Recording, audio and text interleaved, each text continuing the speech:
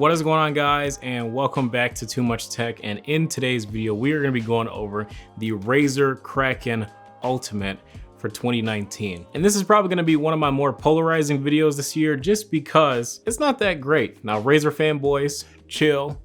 Razer does make some pretty decent products. They have been on a roll this year. They came out with a really good mouse, two of them in fact, a really good keyboard, and I really thought that this was going to be something to round out the holy trinity of PC gaming, like obviously having a really good keyboard, having a really good mouse, and having a really good headset. But unfortunately, this is not the case. Maybe this release was kind of an accident from Razer because they have had some pretty good headsets in the past. And I think that this one just doesn't fit the bill right now, especially for the price range and what else is in its category. So the first thing I want to talk about real quick is just the build and the comfort. So the build, the quality of the materials and stuff like that is actually pretty decent.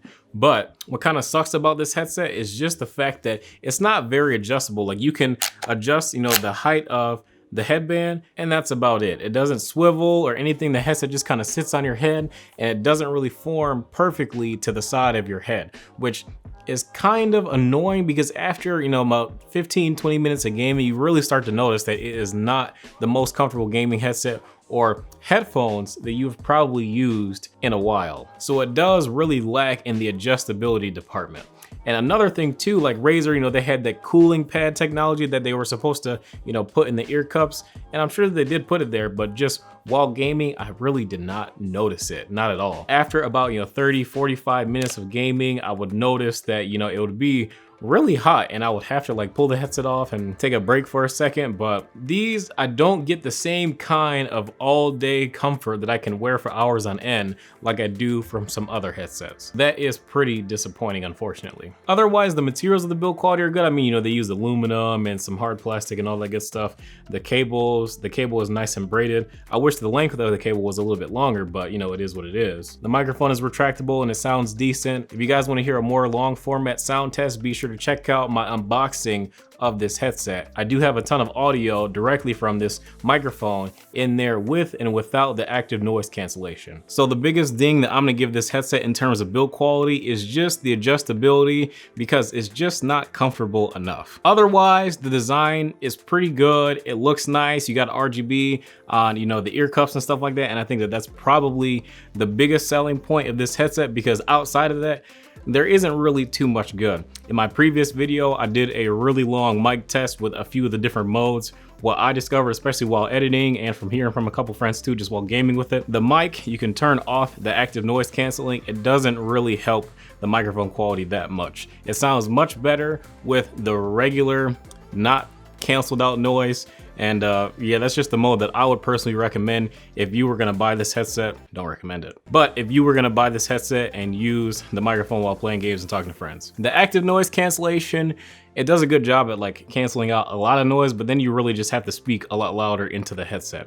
And it's okay, but it just doesn't sound as good as without it being on. I could have ignored a lot of the things I just said if the audio quality on this headset was really good, but unfortunately, it's not. So the low end is there. You can feel the bass when you're playing games and all that stuff, but the rest of the range of the sound is just not there. No matter how much you tune the equalizer, change the modes and all that stuff, I just cannot get this thing to sound great. It'll sound decent at best, but not great, and especially not worth the price. It just feels like Razer didn't really try that hard when it comes to the actual audio quality of this headset, and it's not comparable to what I've heard similarly in the price range. I know you guys are probably gonna be like, oh my God, this guy always mentions Astros in his headset reviews and stuff like that, but for the price, especially of $150, probably catch them on sale at this point.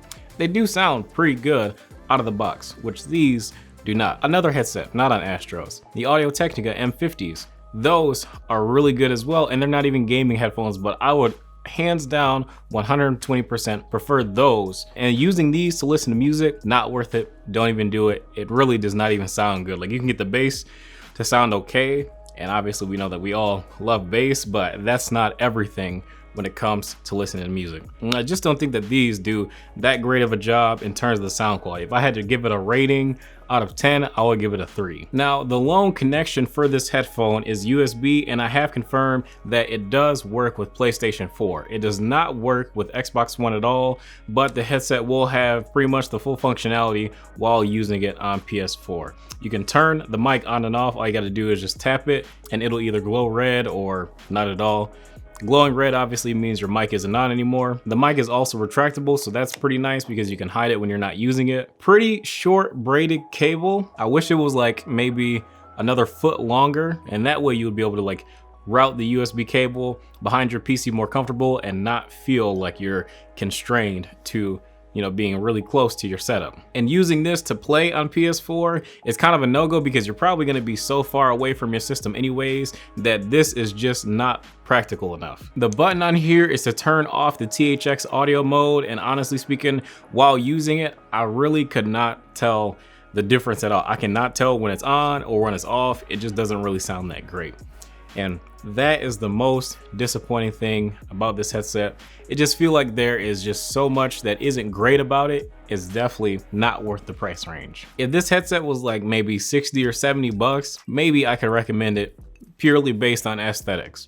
But at the $130 price point, there are better sounding, more comfortable, more widely compatible headsets available on the market for the price. I'm gonna throw some up on the screen right now. Like, we've got HyperX headphones, other Razer headphones, Astro headphones, Audio-Technicas, Sennheisers, just literally a ton of other things that will sound better than this for either the same price, less, or not that much more, which means that these I just can't recommend. Constructive criticism for Razer for their next version of this headset. I don't know. We should forget about this one and just make another Razer Man of War. I had one briefly last year actually, and I really enjoyed it. It was a really good wireless headset.